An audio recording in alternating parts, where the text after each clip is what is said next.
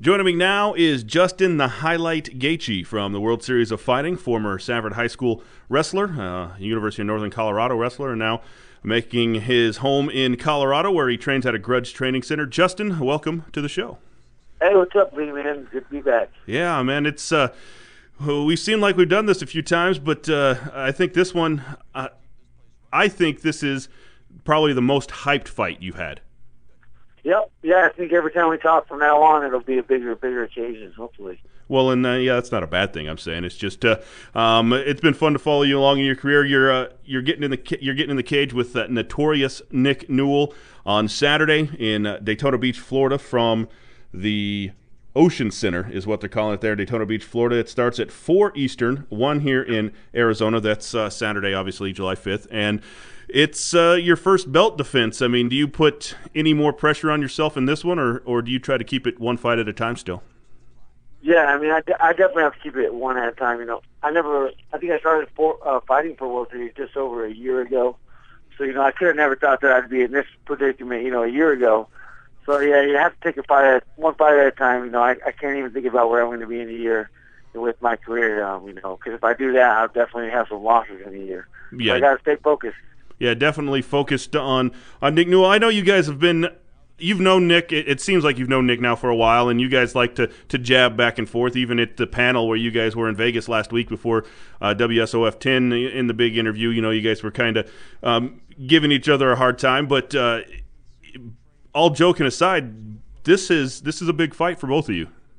Yeah, you know, come that night, you know, we have to definitely put all that aside, and you know, I'm in there to hurt him, and he's in there to hurt me. You know, and I you know, he's ready. He's ready. I'm ready. You know, I wish I wasn't the one that had to take his hot streak away, but you know, it's going to happen. Yeah, it's a business, and they've put you two together on purpose because they know it's going to be a big fight. How excited? I mean, me and you talked. You knew you were going to be fighting Nick Newell for a while. You didn't know where. You kind of speculated a time, but. The reason was they wanted to make an announcement that the Gaethje Newell card was going to be the first one on NBC. That's got to be make you feel like they put a lot of stock in your performances. Yeah, absolutely. You know, they trust me, and you know, I'm grateful for that. And they trust Nick. You know, they know win or lose, we're both going to put on an exciting fight either way. Yeah, and I mean, yeah, you know, it's just you know, something they know. They've seen us both train. They've talked to both of us. They know our intentions, and they know it's to go out there and put on a show for everybody and gain fans.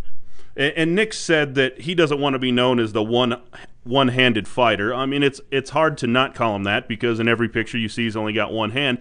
But is that going to be difficult for you to block out when you're in there, or is he just going to be another fighter that you're in there to beat? Yeah, you know, just that. You know, I've run through a lot of my opponents, so it's not going to be any different if I run through Nick.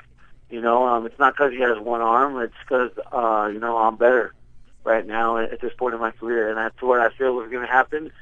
But, you know, I've been training harder than I've trained for a lot of fights for Nick because I know how much heart he has, you know, and I know how hard it is to make someone with a ton of heart quit.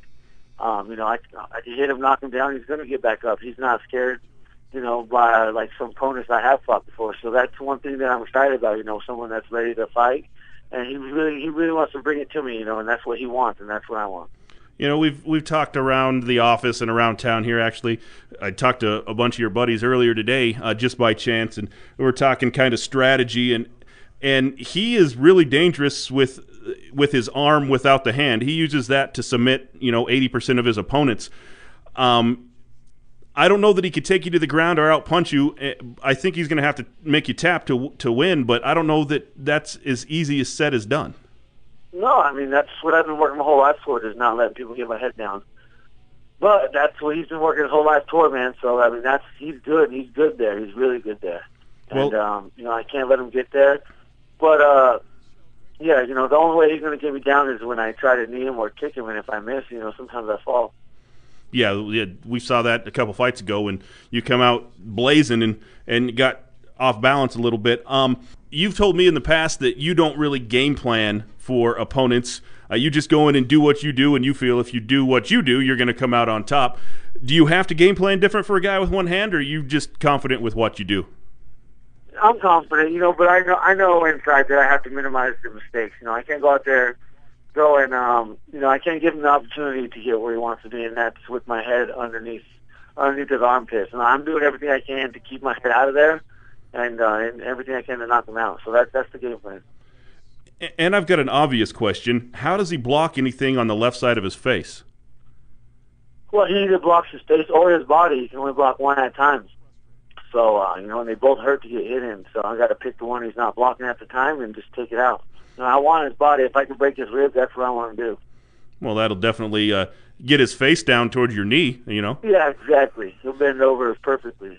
And now, since you've won the title, talk a little bit about, you've got a lot of fans out there. You've got a lot of recognition for being a fast riser. I mean, Bleacher Report is one of the publications that have named you one of the top lightweights in all of MMA in the world. Talk about how that's got to build your confidence, and it's got to make you feel like people are starting to take notice of what I'm doing. Yeah, and when I see people noticing for the way that I fight, and that's all I want to be known for right now. For fighting and fighting hard and putting it all on the line. That's all I want to be. That's all I want. People to know Justin Gaethje for right now is just a hard fighter and a hard worker. Well, and that's what's happening. So I'm happy about that. Well, and yeah, I don't think there's anything bad that people are going. I mean, I think the one thing that I've talked to people, and it surprises me how every time you fight, there's a new person I run into that said, "Hey, have you ever seen that Gaethje kid fight?" Yeah, I've been watching him for a while now. But the one thing they all talk about is your motor, and how even Boss Rutan talks about it on the broadcast, how you can't get away from Justin Gaethje. Gaethje's going to come to you and come to you and come to you until he breaks you down. Yeah, I feel like if they're able to punch me, I'm able to punch them, and and I hit harder. I hit harder than anybody I've fought so far. So I'm going to keep taking it like that.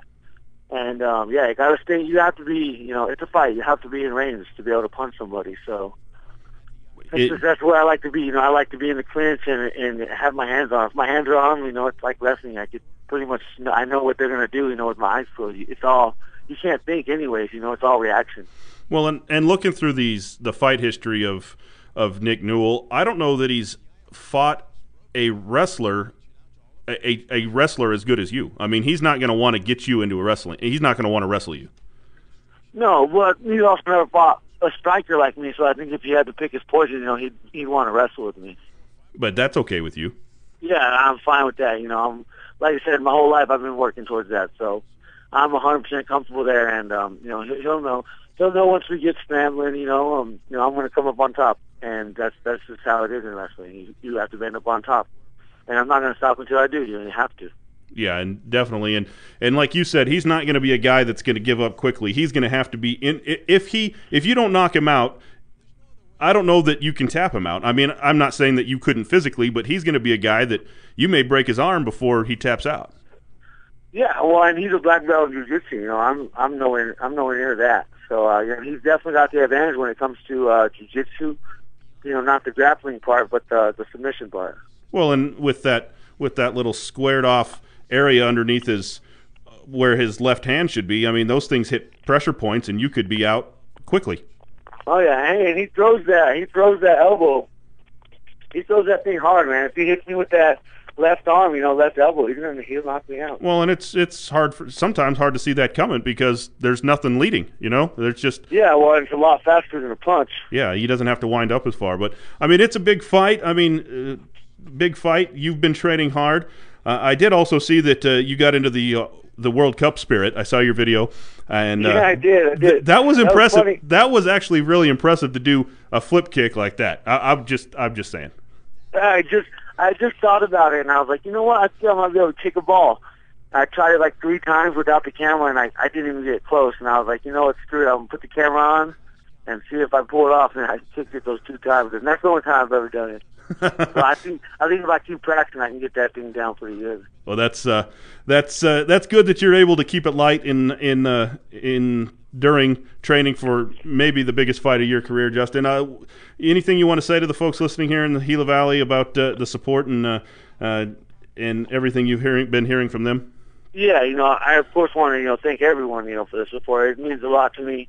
It's just a one man. It seems like a one man sport, but the support is is on my back, and it's going in there with me, and it helps me a ton. So I appreciate everything, and I'm going to come home and see everybody after the fight. And you'll still be carrying that belt on your shoulder. You're damn right. All right, Justin, thanks for joining us today. That's Justin Gaethje, former Safford wrestler, former Northern Colorado wrestler, current lightweight champion, World Series of Fighting. He will be fighting Saturday, the 5th at 1 o'clock Arizona time is when that fight starts. 4 o'clock Eastern time. He'll fight the main event of that four-fight main card. You can catch the undercard streaming online on NBCSports.com. Again, Justin, thanks for joining us. We'll talk to you soon. All right, thank you, Lee. Have a good one. All right.